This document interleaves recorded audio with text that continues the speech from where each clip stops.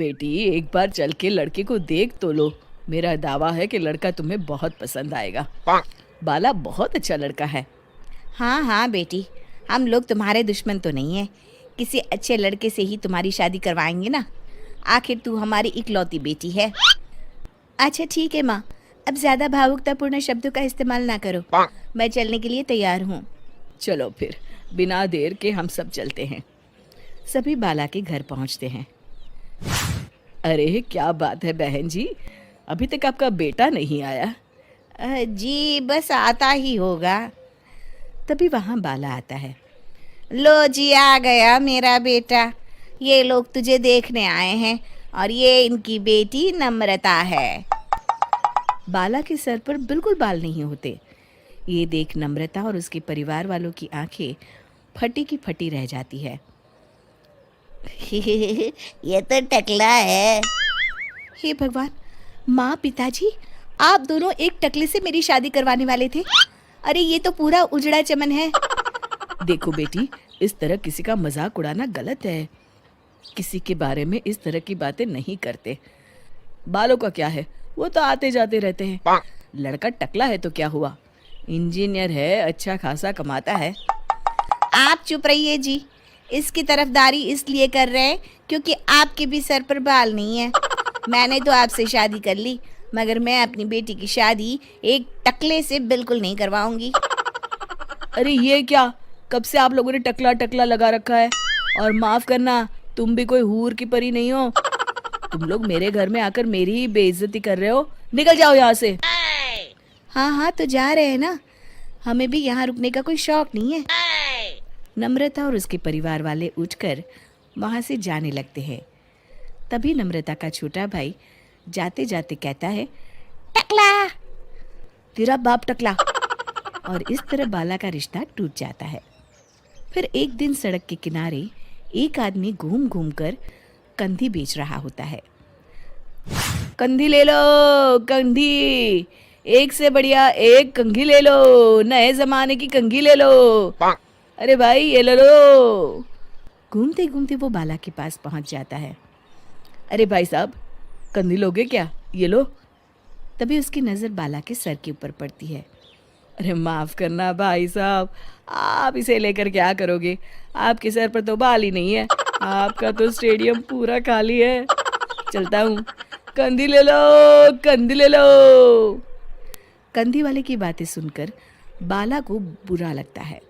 उस समय बाला को ऐसा महसूस होता है कि उसके लिए दुनिया में सबसे कीमती कोई चीज़ अगर है तो वो सिर्फ बाल है। बाला सड़क पर चलते हुए लोगों के बाल बड़े गौर से देखता है। चलते चलते बाला एक मंदिर के पास पहुंच जाता है। हे भगवान, तुमने ये मेरे साथ क्या किया? थोड़े से बाल अगर मुझे दे देते तो तुम्हारा क्या चला जाता? सारी दुनिया मेरा मजाक उड़ाती है। अरे भाई, आज पहला इंसान देख रहा हूँ जो मंदिर आकर भगवान से अपने लिए बाल मांग रहा है। बेटा, भगवान ने तुम्हें सब कुछ तो दिया है। अच्छी सेहत है, अच्छी नौकरी है। लगता है तुम्हारी तबीयत ठीक नहीं है। घर जाओ, सब ठीक हो जाएगा। बाला वहाँ से चला जाता है। घर पहुंचकर बाला खाना खाता है और अपने कमरे में सोने के लिए चला जाता है। फिर सुबह जब बाला सोकर उठता है तो आईने के सामने अपने आप को देखकर हैरान हो जाता है। बाला के सर पर एकदम घने बाल आ जाते हैं।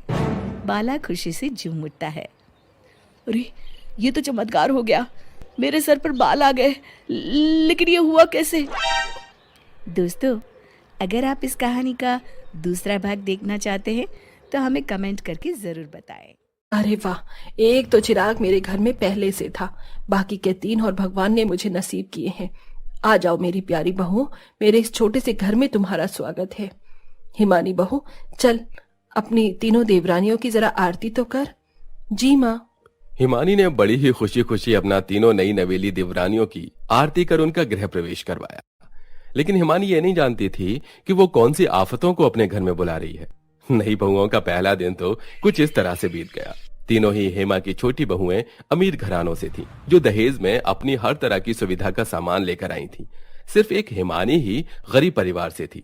नई बहुओं की शादी के लगभग 1 हफ्ते बाद। अरे रीमा, तुम्हें माँ, आपने कमरे में क्या एसी चलाया हुआ है? जी हाँ, मैंने एसी ही चलाया हुआ है, लेकिन जेठानी जी यहाँ खड़ी होकर आप ज्यादा इसकी मजे मत लीजिए। मतलब? मुझे कोई मतलब नहीं बताना है। रीमा ऐसे बोलती हुई एसी को बंद करके कमरे से बाहर आ गई।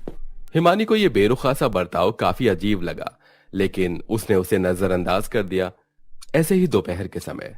हाँ, मेरा तो पेट भर गया। अब तो मैं चली अपने कमरे में थोड़ी सी कूलर की हवा खाने। बहू, खा पी कर जल्दी, टेबल पर से बर्तन भी उठाने होते हैं।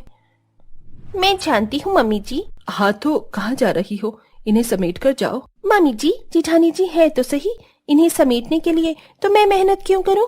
जेठानी जी तुम्हारी जेठानी है, क्योंकि कोई नौकरानी नहीं है जो तुम उस बेचारी पर ही गर्मी में सारा लोड डाले रखती हो। मम्मी जी, हम आपकी अमीर बहुएं हैं जिन्होंने आपको भर भर कर दहेज दिया है।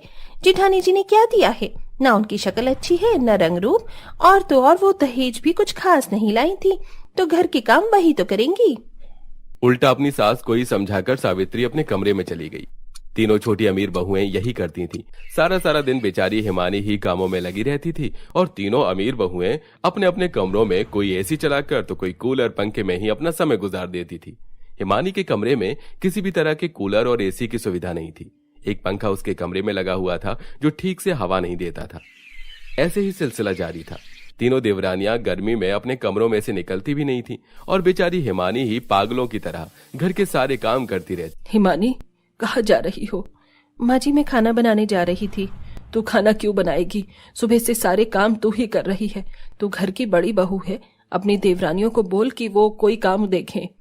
माँ जी, उन्हें बोलने का कोई फायदा नहीं है, वो कोई काम नहीं करेंगी, और अगर मैंने उनसे कुछ करने को कहा भी तो हो सकता है कि बेवजह कोई बात बन जाए। हिमानी ऐसे बोलकर रसोई में चली गई। गर्मी में पूरी रसोई में भभका हो रहा था। ऐसे में हिमानी ने गैस जलाई और वो खाना बनाने लगी। कितनी गर्मी है, ऐसा लग रहा है जैसे इस रसोई में ही उबल रही हूँ। एक तरफ हिमानी थी जो सारे परिवार के लिए मेहनत कर रही थी, तो वहीं दूसरी तरफ एकदम सही कहा तूने, इतनी गर्मी में तो कुछ भी करने का मन नहीं करता। अरे ये किसने किया? अचानक ही गायत्री के कमरे का कूलर बंद हो गया। वो कूलर किसी और ने नहीं बल्कि हेमा ने बंद किया था। हेमा के साथ सावित्री और रीमा भी थी। मैं तुझसे बाद में बात करती हूँ। माँ जी, ये आपने क्या किया? बेशरम, कैसे दांत फट रहे थे तेरे फोन पर। चल इधर आओ, रसोई में हिमानी के साथ कोई काम देख। मैं रसोई की इतनी गर्मी में कोई काम नहीं करूंगी। हाँ, गर्मी तो बस तेरे लिए ही है। जरा बड़ी बहू को देखो कैसे बेचारी पूरे दिन कामों में लगी रहती है, और एक तरफ तुम तीनों हो कि घर के किसी काम को कोई मतलब नहीं। ऐसा नहीं है माँ जी, हम भी घर के काम करते हैं, बस जेठानी जी जरा ज्यादा हाय हल्ला मचाती हैं। अच्छा, तुम भी काम करती हो और तुम्हारी जेठानी हाय हल्ला मचाती है। ठीक है। क्या ठीक है? आज से तुम तीनों को अपने कमरों में जाना बंद। क्यों माँ जी? अब से तुम तीनों अपनी जेठानी हिमानी के कमरे में रहोगी। क्या? लेकिन क्यों माँ जी? बस यही मेरा फैसला है, और अगर किसी को इससे दिक्कत है तो बाहर का दरवाजा यहीं सामने की तरफ है। हेमा की बात तीनों बहुएं समझ नहीं पाई थी, लेकिन उन्हें न चाहते हुए भी उसकी बात को मानना पड़ा।